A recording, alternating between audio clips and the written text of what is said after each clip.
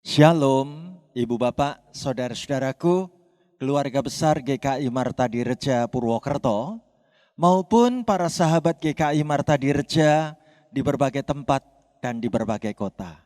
Puji Tuhan, hari ini Kamis tanggal 11 Agustus 2022, bersatu hati kita mengadakan acara Kalam Online, kuliah Alkitab malam.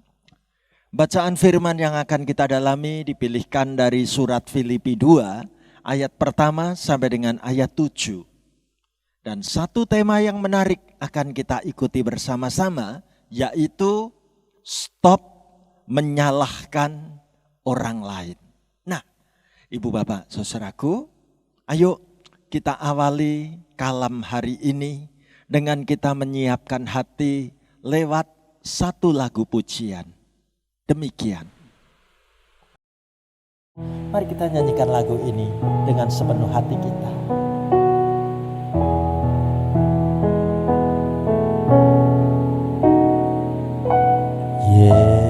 Yesus yang termanis buat jiwaku, buat jiwaku, buat jiwaku.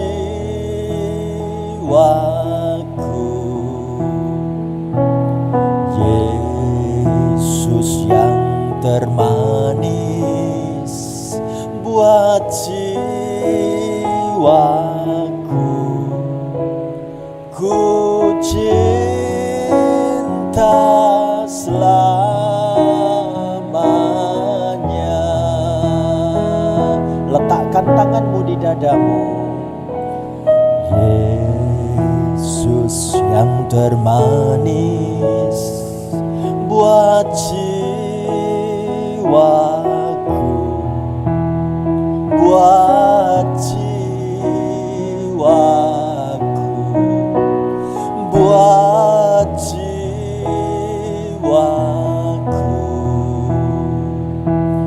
Yesus yang termanis buat jiwaku,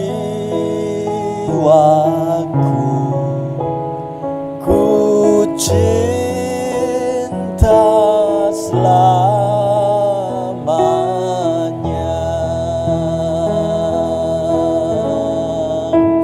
ku cinta selamanya,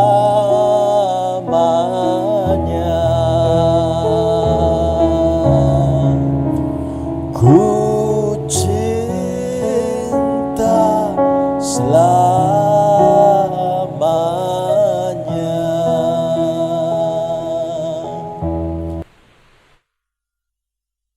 Mari kita bersatu hati membuka kalam ini dengan kita berdoa.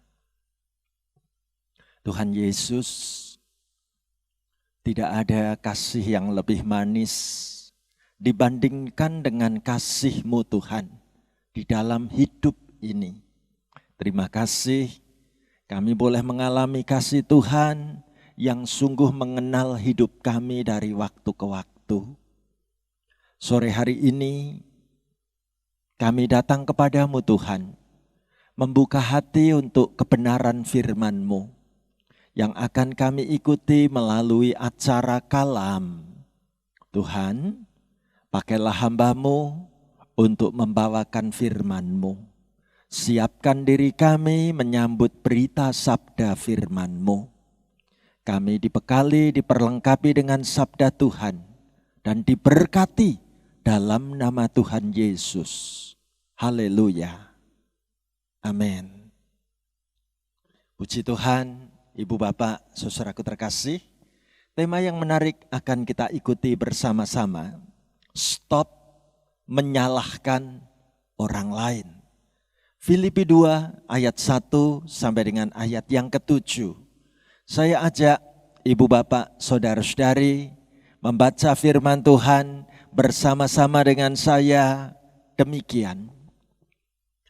Jadi karena dalam Kristus ada nasihat, ada penghiburan kasih, ada persekutuan roh, ada kasih mesra dan belas kasihan.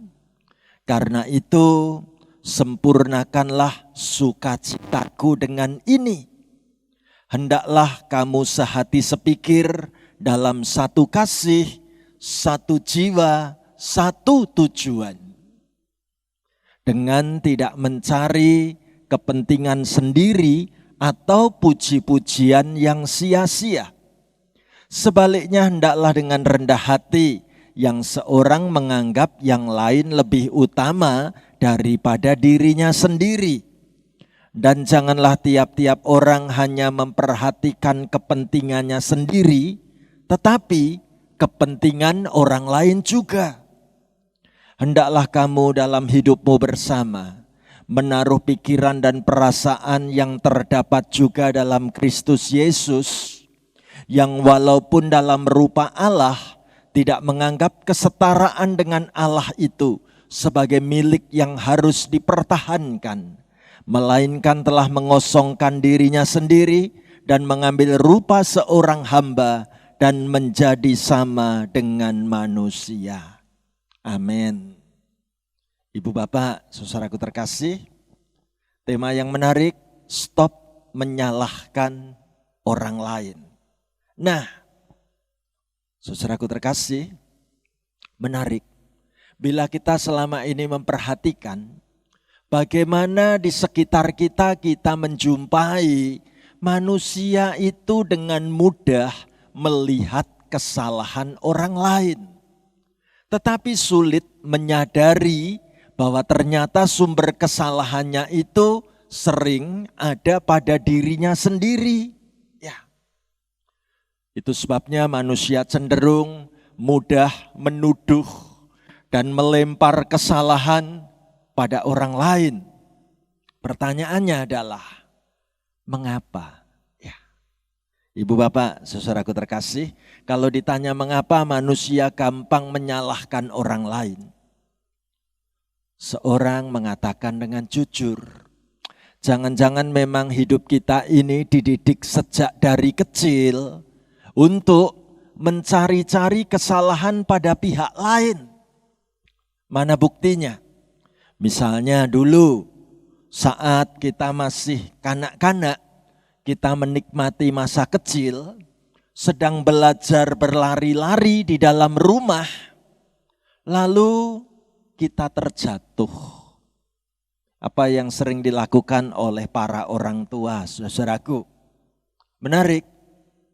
Ditunjukkan bagaimana orang tua bisa mengajak anak untuk memukul lantai yang dikatakan, nak nih lantainya nakal ya, bikin kamu jatuh ya, ayo kita pukul bareng-bareng lantainya nak, begini. Atau kita mengajak sang anak ini memukuli kursi yang menyebabkan anak tadi jatuh tersandung. Ini kursinya nakal banget nih, yuk kamu jangan nangis, pukul kursi ini bareng-bareng aku. Saudaraku, pendidikan dari kecil ternyata tanpa kita sadari kita suka menyalah-nyalahkan pihak lain. Bahkan aneh, kalau seseorang bangun tidur, lehernya kaku, tidak bisa menoleh ke samping kiri atau tidak bisa menoleh ke samping kanan, dengan mudah kita katakan penyakit ini sebutannya salah bantal. Ya, jadi yang salah bantalnya, kira-kira begitu. Ya, ibu bapak, saudaraku terkasih, hari ini saudara dan saya mau diajak melihat, sungguhkah dalam hidup berumah tangga, pasangan suami istri juga bisa saling menyalah-nyalahkan. Apa yang terjadi? Sikap suami kalau suka nyalah-nyalahkan istri. Saya mendengar ada kisah yang menarik, bagaimana ketika terjadi dalam rumah tangga, sang suami menyalah-nyalahkan istri. Ketika keuangan itu kurang, istri yang disalahkan, kamu terlalu boros. katanya. Ya. Ada lagi kalau sang suami mau nyalahin istri, pulang sampai rumahnya berantakan, istri pasti yang akan disalah-salahkan. Kamu jadi istri terlalu malas, katanya. Ya. Ada lagi bagaimana saat anak sedang sakit atau anak sampai jatuh. Anak perkembangannya lambat, prestasi di sekolahnya rendah. Istri yang sering disalahkan. Kamu ini terlalu cuek pada anak, katanya. Ya. Atau apa yang terjadi ketika istri itu memarahi anak. Ya. Saat istri ngamuk-ngamuk memarahi anak, membentak-bentak anak, istri yang juga sering disalahkan. Ibu macam apa itu? Kata sang suami. Ibu bapak, saudaraku, kisah-kisah ini memberi contoh buat saudara dan saya. Di dunia ini ada banyak suami yang suka nyalahin istri. Tapi mungkin ada juga yang mengatakan, Pak Stefanus, di dunia ini ada loh istri-istri yang ternyata juga suka menyalahkan suami. Apa contohnya? Ketika duit sudah mulai habis pada pertengahan bulan, tanggal 15 gitu duitnya udah habis, sang istri ngomel. Lalu sang suami yang disalah-salahkan, ini akibatnya kalau suami terlalu santai cari duit, katanya. Atau di rumah, saat mengetahui bagaimana keran wastafel di rumah itu patah, dan sang suami ada di rumah, suami yang disalahkan. Kamu ini suami yang terlalu egois. Enggak lihat apa kalau keran wastafel di dapur kita patah, katanya. Ya. Apa yang terjadi? Yang dilakukan seorang istri kalau anaknya baru sakit atau anaknya jatuh, anaknya mengalami perkembangan yang lambat, prestasi sekolahnya rendah. Oh, istri bisa saja menyalah-nyalahkan suami. Ini contohnya bibit bawaan suami jadinya ya begini ini, katanya. Ya. Bahkan menarik, bagaimana kalau seorang suami memarah-marahi anak, apa yang dilakukan sang istri saat istrinya melihat sang suami ngamuk-ngamuk membentak anak, suami yang disalah-salahkan. Kamu belum siap jadi ayah kalau begini ini. Ya, ibu bapak, saudaraku, rumah tangga di luar sana banyak saling menyalahkan. Hari ini, saudara dan saya diajak untuk berani mengatakan stop, berhenti menyalahkan orang lain. Mengapa? Kok kita diajak untuk menghentikan, menyetop sikap menyalahkan orang lain? Saudaraku, yang pertama, tahukah kita menyalahkan orang lain itu sebenarnya artinya adalah sama sebagai bentuk pertahanan diri. Ya.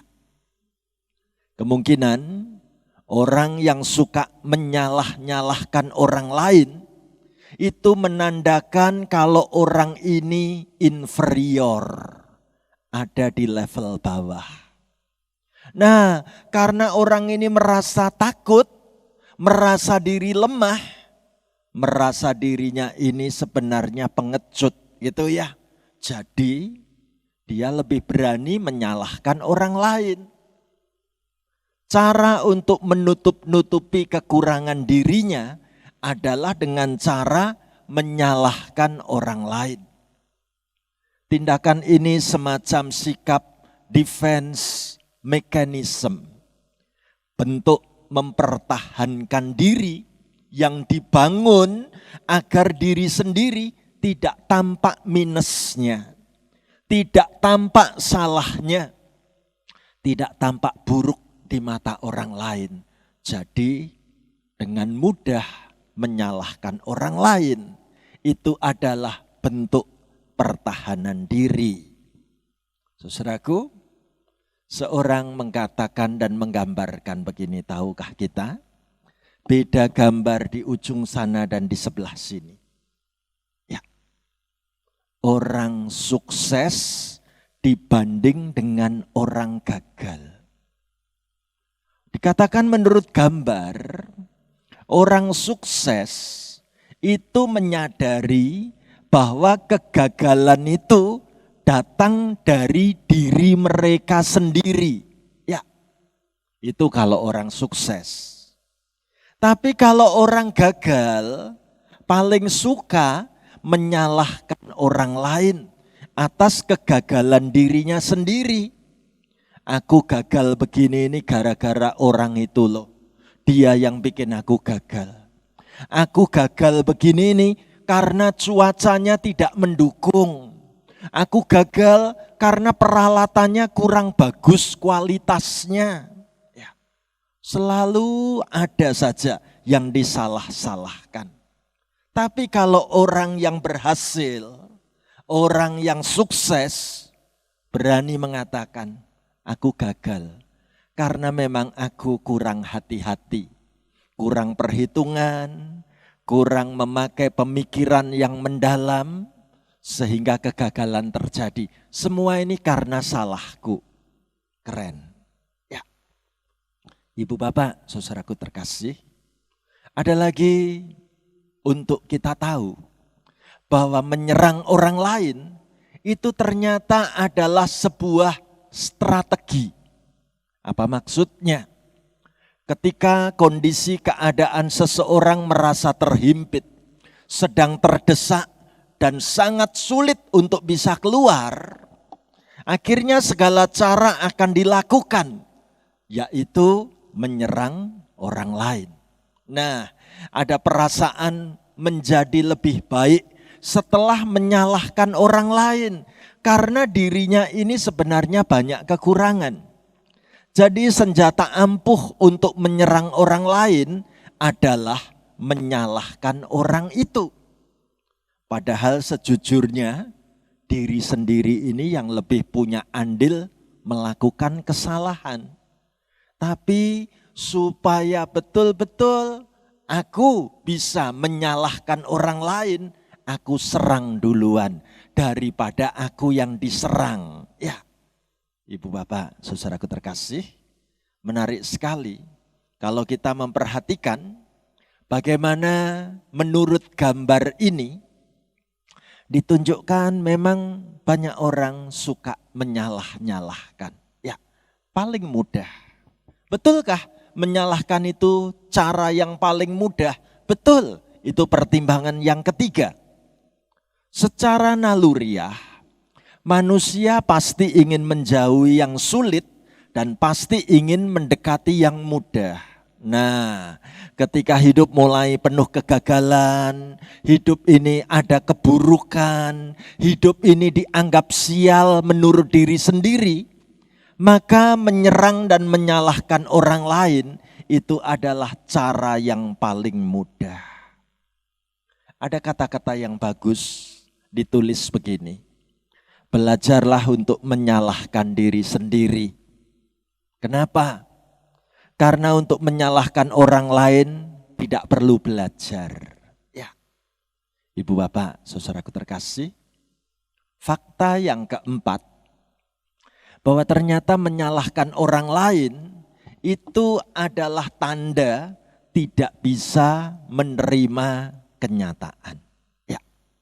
Perlu kita waspadai bahwa menyalahkan orang lain itu lebih banyak disebabkan karena orang ini tidak bisa menerima kenyataan yang terjadi.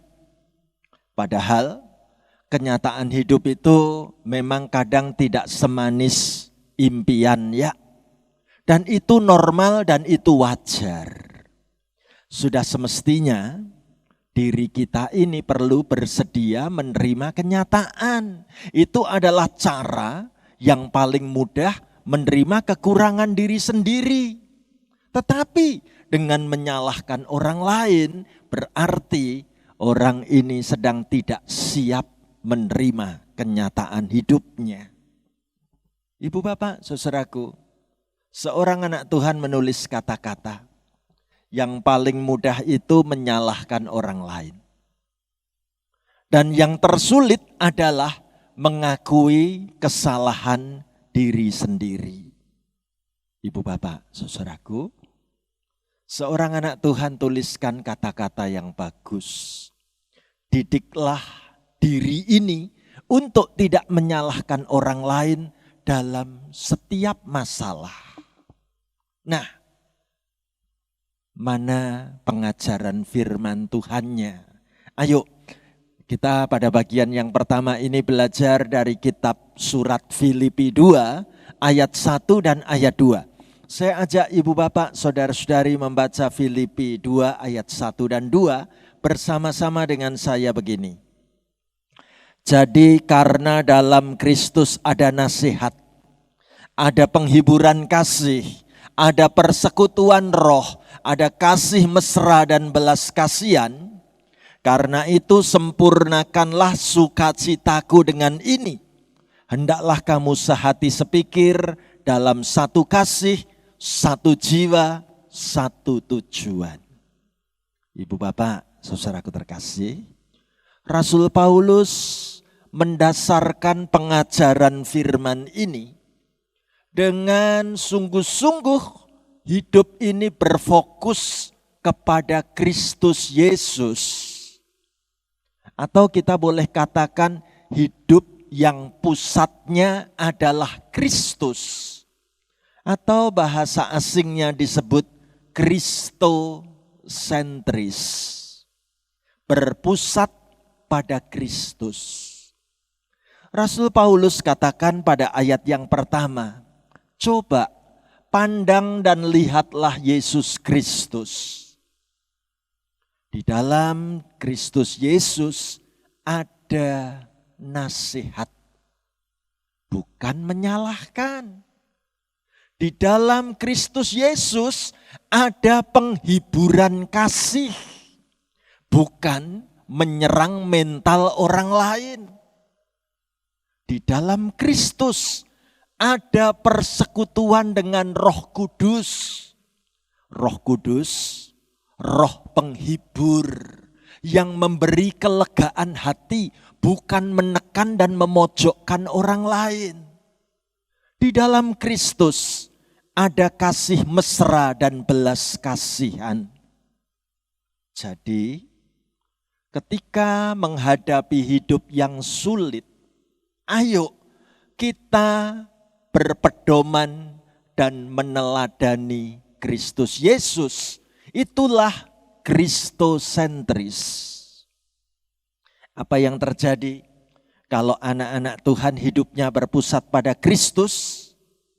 Rasul Paulus katakan, ini kesempurnaan sukacita dalam hidupku.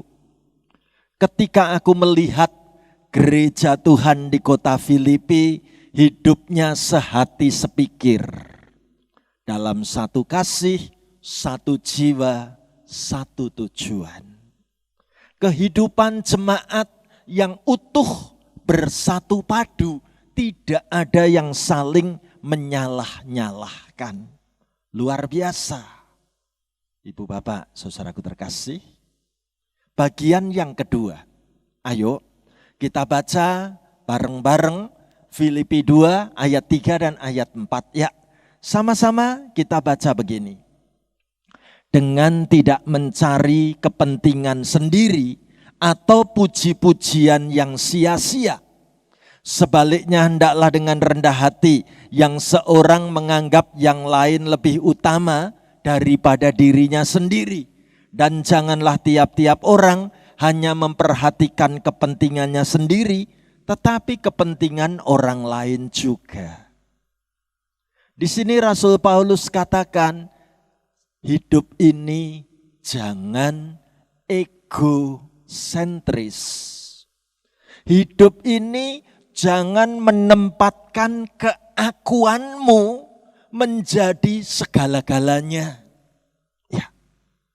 Rasul Paulus katakan, ayo kita nggak perlu mencari kepentingan diri sendiri. Ayo, kita nggak usah cari puji-pujian yang sia-sia. Firman Tuhan katakan, ayo kita belajar rendah hati, menganggap orang lain lebih utama, orang lain lebih penting, orang lain lebih berharga daripada diriku sendiri, daripada kepentingan pribadiku. Menarik sekali, ditunjukkan di ayat yang keempat. Jangan tiap-tiap orang hanya memperhatikan kepentingannya sendiri, tetapi kepentingan orang lain juga. Demi kebersamaan, aku lepas sikap egosentrisku. Aku ganti dengan sikap kristosentris. Jadi hari ini saudara dan saya diajak untuk kita berhentilah, jangan saling menyalahkan. Atas dasar apa lagi kita bisa belajar dari firman Tuhan? Bagian yang ketiga. Ayo kita baca dari Filipi 2 ayat 5 sampai ayat 7 ya. Mari kita ucapkan sama-sama firman Tuhan begini. Hendaklah kamu dalam hidupmu bersama menaruh pikiran dan perasaan yang terdapat juga dalam Kristus Yesus. Yang walaupun dalam rupa Allah tidak menganggap kesetaraan dengan Allah itu sebagai milik yang harus dipertahankan. Melainkan telah mengosongkan dirinya sendiri dan mengambil rupa seorang hamba dan menjadi sama dengan manusia. Puji Tuhan.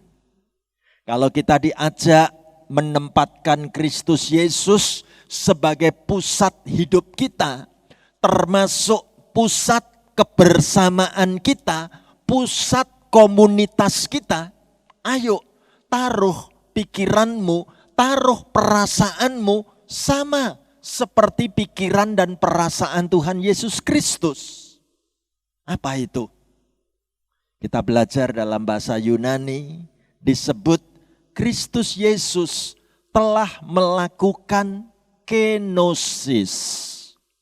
Kenosis berarti bersedia mengosongkan dirinya sendiri.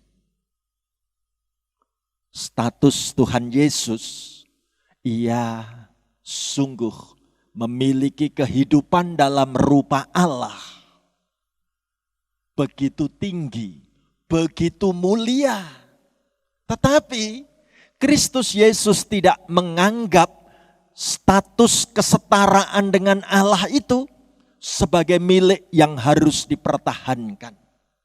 Kristus Yesus tidak mau untuk menunjukkan kehebatan dirinya, statusnya, harga dirinya, semua itu dikosongkan. Kristus Yesus bersedia untuk menjadi manusia, bahkan menjadi seorang hamba yang mau melayani, padahal ia adalah Allah. Indah sekali bukan? Itulah artinya kenosis, mengosongkan diri sendiri. Ibu bapak, saudaraku, jujur kita mau katakan, di luar sana ada banyak pernikahan yang hancur, seperti gambar pasangan suami istri ini. Mereka menunjukkan sikap konflik yang hebat. Bagaimana sang suami mengintimidasi istrinya, mengancam, memaki-maki, pakai kekerasan. Mau menunjukkan, aku bisa lakukan apapun kepadamu. Aku lebih dibanding dirimu. Ya. Pernikahan banyak yang hancur gara-gara entah sang suami, entah sang istri, masing-masing mempertahankan harga dirinya, gengsinya, martabatnya lebih tinggi dibanding pasangannya. Sehingga di luar sana kita temukan pernikahan yang hancur. Siapa yang menghancurkan? Manusianya sendiri. Ya. Dan untuk kita tahu, Allah tidak menghendaki perceraian. Allah mau rumah tangga kita baik-baik terus. Bisa saling menjaga, bisa terus mempertahankan satu dengan yang lain. Dan saya ingin tunjukkan pada ibu bapak, saudaraku terkasih, ada beberapa tips singkat yang dimunculkan dari situs psychologytoday.com. Ya. Tips yang pertama, tahukah engkau tiap orang itu punya kelebihan dan kekurangan? Oke. Kekurangan bukan berarti membuat hidup kita itu tampak begitu buruk. Enggak. Begitupun ketika engkau menyalahkan orang lain karena orang itu tampak kekurangan dirinya, itu tidak berarti menunjukkan dirimu jadi hebat. Enggak. Psychologytoday.com yang kedua mau mengatakan, kita harus mulai memahami bahwa menyalahkan orang lain itu hanyalah cara palsu untuk melindungi diri sendiri. Ya. Itu adalah cara palsu untuk melindungi diri sendiri. Situs ini juga memberitahu tips berikutnya. Dengan menyalahkan orang lain, seolah-olah diri sendiri nanti memang merasa aman. Tapi tahukah engkau, rasa aman ini tidak akan bisa bertahan selamanya. Ketika hatimu mulai sungguh-sungguh dibukakan, iya ya, tidak sepenuhnya salah orang itu kok. Aku pun punya andil salah. Ya. Dan tips berikutnya dikatakan demi kesehatan mental dan demi hubungan yang masih bisa bertumbuh subur dengan siapapun, sungguhlah perlu untuk segera menghentikan sifat suka menyalahkan orang lain. Mengapa begitu? Seorang hamba Tuhan mau mengingatkan kita begini. Kita nggak akan jadi benar dengan menyalahkan orang lain. Kita nggak juga jadi hebat dengan menghina orang lain. Kita nggak juga akan jadi lebih pintar dengan membodohkan orang lain. Jadi biasa-biasa ajalah, itu kata-katanya. Keren. Hamba Tuhan ini juga menulis, tahukah engkau, orang yang hebat bukanlah yang bisa melihat kesalahan orang lain. Orang yang hebat adalah orang yang bisa melihat kesalahannya sendiri sebelum menyalahkan orang lain. Ibu bapak, saudaraku terkasih, saya ingin menutup kalam hari ini dengan gambaran hidup kita seperti pensil. Bagaimana seorang menuliskan kata-kata yang keren? Perhatikan gambar ini. Jika kamu tidak bisa menjadi pensil untuk menulis kebahagiaan seseorang, maka cobalah menjadi penghapus untuk menghapus kesedihan seseorang. Puji Tuhan. Ayo, mulai hari ini kita berani katakan stop menyalahkan orang lain. Tuhan, ajari aku tidak menyimpan kepahitan dalam hidupku, karena Engkau yang termanis buat jiwaku. Puji Tuhan. Amin. Mari kita nyanyikan lagu ini dengan sepenuh hati kita.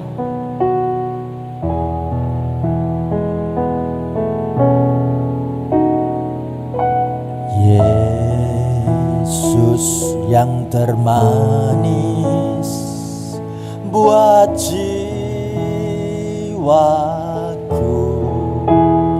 buat jiwaku,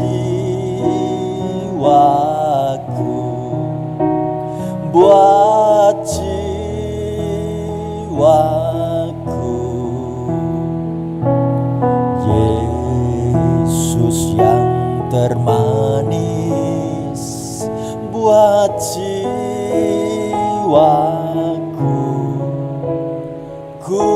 cinta selamanya. Letakkan tanganmu di dadamu. Yesus yang termanis buat jiwaku, buat jiwaku, buat jiwaku. Yesus yang termanis buat jiwaku, ku cinta selamanya,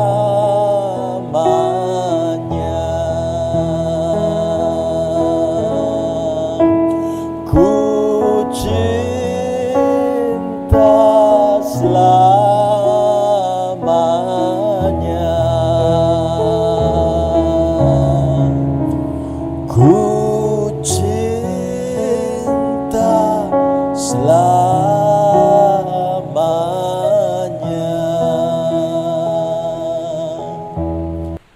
Mari kita akhiri dengan doa berkat bersama. Terima kasih firman-Mu Tuhan. Engkau mengajari kami untuk menghentikan sifat dan sikap suka menyalahkan orang lain. Karena hidup kami tidak lebih baik dibanding orang lain. Kami pun punya banyak salah. Ampuni kami Tuhan. Bila selama ini kami belum mempraktekkan firman-Mu, ampuni kami Tuhan. Bila kami lebih suka mencari-cari kesalahan orang lain daripada mencari kesalahan diri sendiri. Tuhan, tolong kami dapat berdamai dengan keadaan hidup ini. Jadikan kami pembawa damai-Mu. Terima kasih Tuhan. Hamba mendoakan semua peserta kalam ini. Biarlah Tuhan yang akan memberikan pertumbuhan iman yang benar. Tuhan bimbing hidup kami melangkah seturut dengan kehendak firman-Mu. Terima kasih Tuhan Yesus. Kami mendoakan anak-anak-Mu yang saat ini sedang dalam pergumulan kelemahan tubuh. Tuhan menyembuhkan, Tuhan beri semangat dan kekuatan hidup. Bagi kami yang memiliki persoalan-persoalan secara pribadi, Tuhan tahu dan Tuhan melihat. Dan Tuhan pasti akan memberi pertolongan. Terima kasih Tuhan. Hamba serahkan semua anak-Mu yang mengikuti kuliah Alkitab malam saat ini. Hamba doakan diberkati hidupnya, diberkati pekerjaannya, diberkati kesehatannya, diberkati rumah tangganya, diberkati iman percayanya. Kami siap sedia hidup dengan berkat Tuhan, terus mendampingi diri kami untuk kami menjadi saksi Tuhan bahwa kami sanggup menerima perbedaan dan kami tidak akan menyalah-nyalahkan orang lain.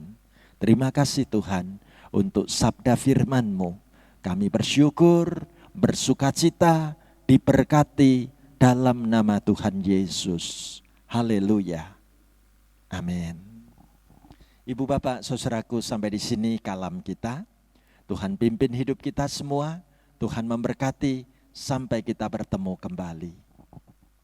Amin.